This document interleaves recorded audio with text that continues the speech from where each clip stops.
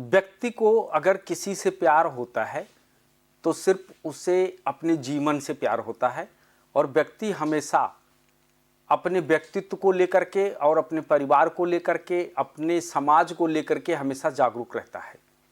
और जो व्यक्ति जागरूक हो और अचानक से वो व्यक्ति ऐसा कर्म कर दे कि पूरी दुनिया स्तंभ रह जाए कि यह व्यक्ति ने क्या कर डाला, ऐसा क्या चीज़ था जो उसने वो कर डाला।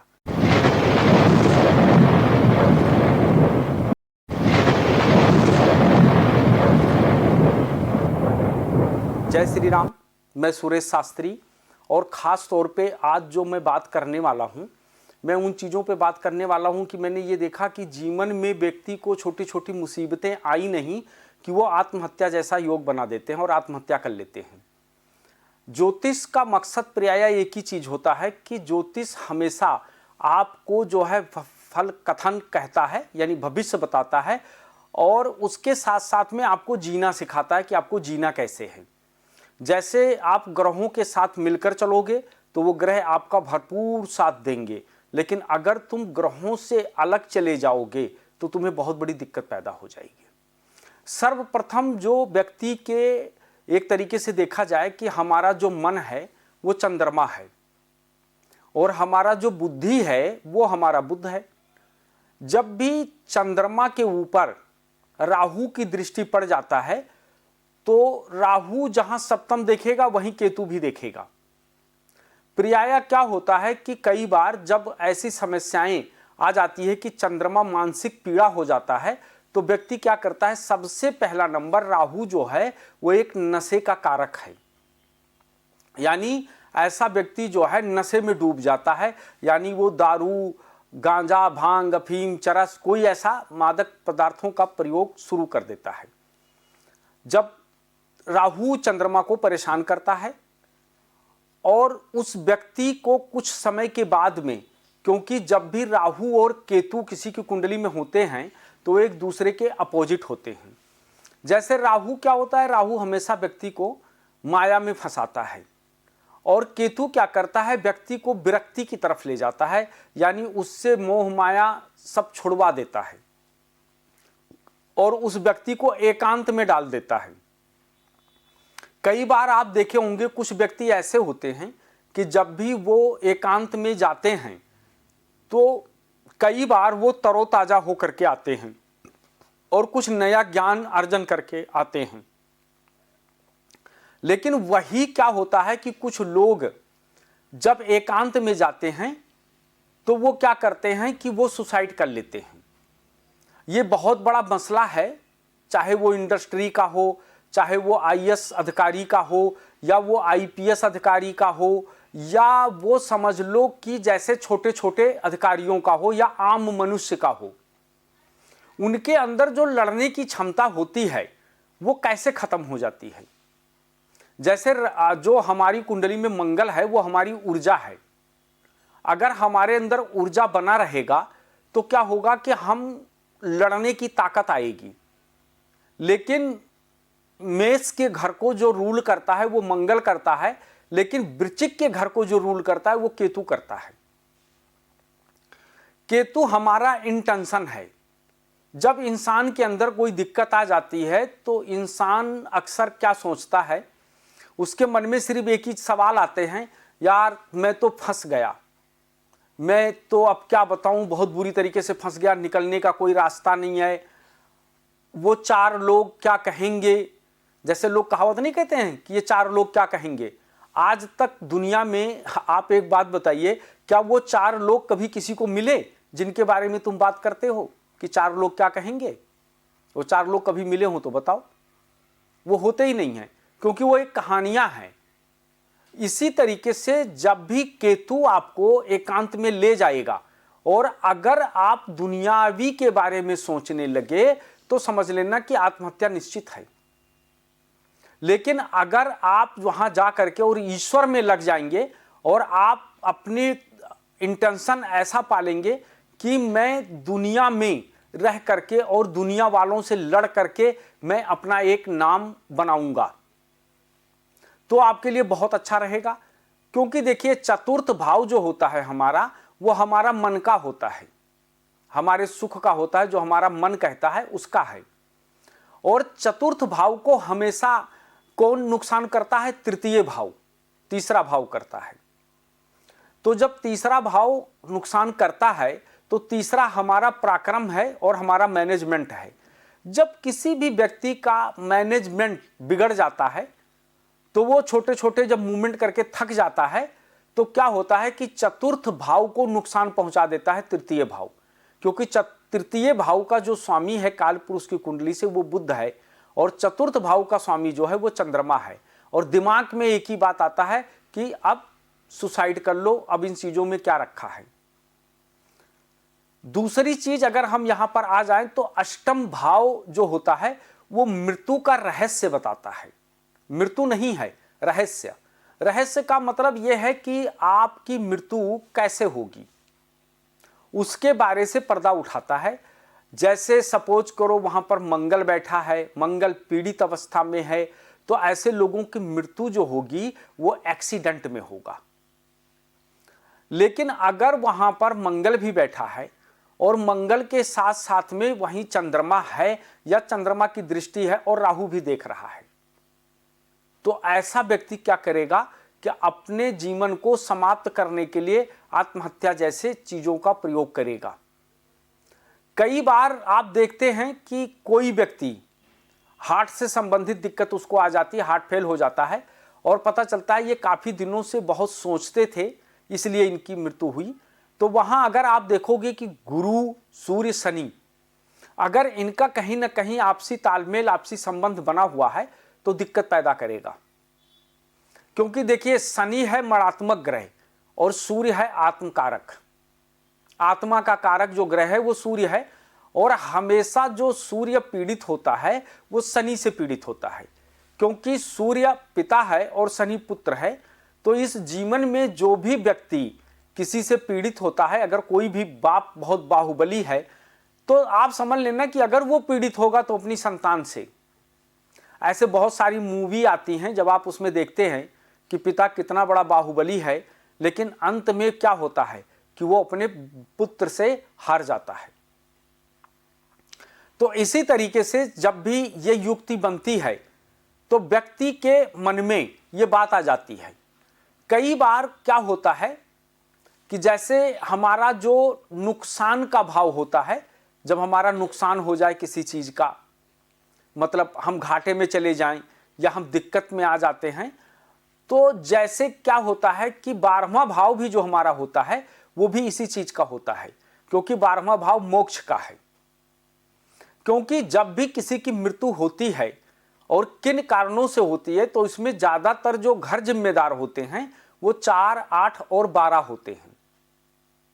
चतुर्थ भाव आपका मन है, अष्टम भाव आपकी पीड़ा है और 12वां भाव आपको मोक्ष दिलाता है, यानी आपको ईश्वर के पास ले जाता है। तो जो 12वां भाव है वो नुकसान का है। हमेशा जो भी नुकसान देखना है वो 12वें भाव से देखा जाता है। कई बार क्या होता है कि जब तुम्हारे लग्न का स्वामी अगर 12वें भाव में बैठ जाए और वहां पहुंचकर पीड़ित हो जाए, तो लग्न माने क्या होता है? मेरा शरीर। और वहां अगर मंगल बैठ जाए तो कई बार आपने देखा होगा कि व्यक्ति ने धारदार हथियार से अपने मतलब जो है नाड़ी को काट करके और मृत्यु को प्राप्त हो गया। या कई बार आप ऐसे देखते होंगे लोग सर्विस रिवॉल्वर से या अपने घर की निजी गन से गोली मार करके मर जाते हैं। हालांकि ऐसा होता है कि कई बार अगर आप अपने दिमाग को दुरुस्त रखेंगे तो लग्न का 12वें में जाना, क्योंकि 12वां भाव मुक्ति का होता है, तो अगर वो सही घर में बैठा है, ठीक ठाक स्थिति में बैठा है, तो आप ये समझ लेना कि ऐसा व्यक्ति हर चीजों से मुक्त रहता है ना, वो ज्यादा टेंशन ज्यादा नहीं पालता। लेकिन कब? जब उस ग्रह को कोई पाप ग्रह ना देख रहा हो, तो इस तरीके का होता है। तो कई बार आर्थिक, मानसिक और शारीरिक को लेकर के, क्योंकि आर्थिक कौन है? हमारा द्वितीय भाव। मानसिक कौन है? हमारा चतुर्थ भाव। और शरीर कौन सा हमारा है, प्रथम भाव। तो जब व्यक्ति होता है कि आर्थिक, मानसिक और शारीरिक से जब प्रताड़ित होता है व्यक्ति, तो वो क्या करता है कि अपने जीवन में ऐसा स्टेप उठा लेता है कि वो व्यक्ति आत्महत्या जैसे कदम उठाता है, और उठाने के बाद कर भी लेता है। कई बार ऐसी सिचुएशन कब आता है, जब कोई व्यक्ति नास्तिक होता है और वो धर्म कर्म इन सबसे ज़्यादा वो नहीं रखता है, और हमेशा नशे करना, बीड़ी सिगरेट खैनी खाना, निगेटिव जगहों पर ज़्यादा रहना और हमेशा निगेटिव बातें करना। ऐसे में क्या होती, कई बार एंटिटी ऊर्जाएं जो होती हैं वो धरती में घूम रही हैं, वो हमारे अंदर प्रवेश कर जाती हैं और हमसे वो काम करवा देती हैं।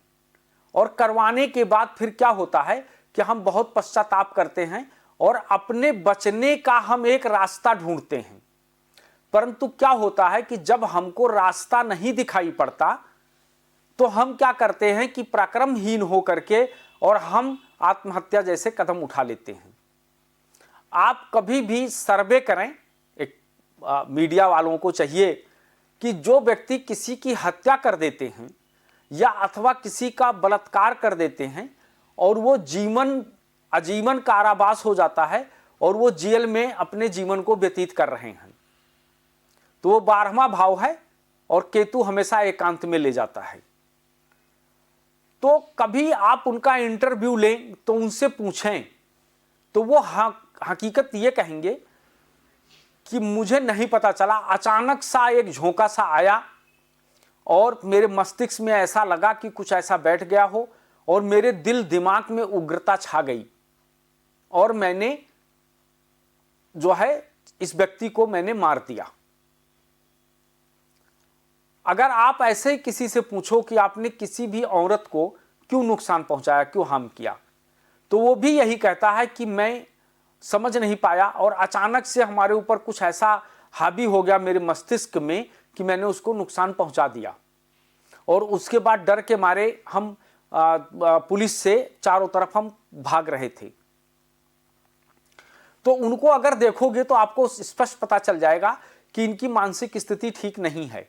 जो भी किसी के साथ ट्रेन में, बस में, मेट्रो में या छेड़खानी करते हैं, किसी महिला के साथ ऐसी हरकत करते हैं, आप 100% मान लेना कि वो व्यक्ति के ऊपर एंटिटी ऊर्जा हावी है और वो व्यक्ति जो है एक तरीके से मानसिक संतुलन खो चुका है। क्यों इसलिए खो चुका है क्योंकि आजकल राहु देवता हर किसी के ऊपर हावी हैं। आप मेट्रो में देखो, जीना उतर रहे हैं परंतु मोबाइल चला के रखते हैं और हमेशा 24 घंटा में आदमी जो है 20 घंटा मोबाइल के आसपास ही रहता है। तो मोबाइल जो है वो नेट से चलता है और वो राहु है। और जब निगेटिव वे में आप जाएंगे तो आपके अंदर हमेशा मानसिक दोष लगेगा और आपके मन में गलत चीजें चलती रहेंगी। अगर आप उस नेट को किसी पढ़ाई के लिए यूज कर रहे हैं या आप उसे गूगल के लिए यूज कर रहे हैं, सर्च कर रहे हैं इतिहास के लिए या इन सब चीज़ों के लिए, तो आप ये जान लेना कि ऐसा व्यक्ति जो होता है वो बहुत ज्ञानी हो जाएगा। लेकिन अगर वो वहाँ पर ऐसे मूवीज देखता है जो हमारे मानसिकता को खराब करता है और हमारे अंदर अश्लीलता भरता है, क्योंकि अश्लीलता का जो भाव है वो हमारा तृतीय भाव है। जब हमारे अंदर अश्लीलता भर जाता है तो तृतीय पराक्रम का भी है और व्यक्ति ऐसा जोखिम उठा लेता है कि जहां पर वो अपने जीवन को दांव पे लगा देता है। और जब वो दांव पे लगा देता है तो ये जो सुख होते हैं ये क्षणिक मात्र के लिए होते हैं, लेकिन क्या होता है कि दोनों लोग अपने जीवन में पश्चाताप करते हैं। इस कारण से हमेशा व्यक्ति को चाहिए, कुछ भी नहीं कर सकते तो उनको हनुमान चालीसा का पाठ जरूर डेली करना चाहिए और हमेशा उनको जो है अच्छी मूवी देखना चाहिए कि जिस मूवी जो आविष्कार से या हमारे विकास की बात करती हो, वो मूवी नहीं जो अश्लीलता बिखेरती हो। क्योंकि आजकल फिल्मों में ऐसा अश्लीलता दिखाई जा रही है कि जिसे देख करके हर व्यक्ति का दिमाग खराब हो चुका है। आज हमारा युवा पीढ़ी जो है वो 99% बिगड़ चुके हैं। 15-15 साल 14-14 साल के लड़कियों को लव हो रहा है। जब उनको ब्रह्मचर्य नियम का पालन करना होता है, जब उनको अपना कैरियर का ग्रोथ करना होता है, तो वो कहाँ छुप रहे हैं, झाड़ियों के पीछे, और प्यार कर रहे हैं। और जब उनकी जीवन में आराम करने का समय होता है, किसी चीज को प्रोग्रेस करने के बाद अच्छा समय का जब होता है, तब पता चलता है वो डिप्रेशन में है। और ऐसा 20-22 साल 25 साल तक होता है। 25 साल के बाद में किसको सरकारी नौकरी मिलती है, या 25 साल के बाद कौन व्यक्ति बहुत बड़ा काम करके और कहीं जाता है। तो इस तरीके से हमेशा आपको अपनी मानसिक संतुलन को बहुत बढ़िया रखना है।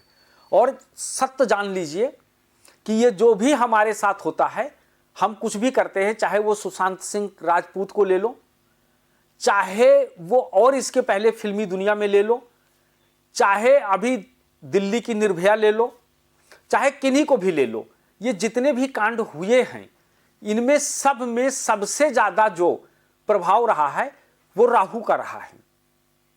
क्योंकि राहु क्या है? राहु जादू है। राहु जादू है, और आजकल हर आदमी जादू की तरह जीवन में तरक्की चाहते हैं। और राहु जो है वो एक तरीके से हमारी फिल्म इंडस्ट्री है। जो हम फिल्म में काम करते हैं वो राहु है।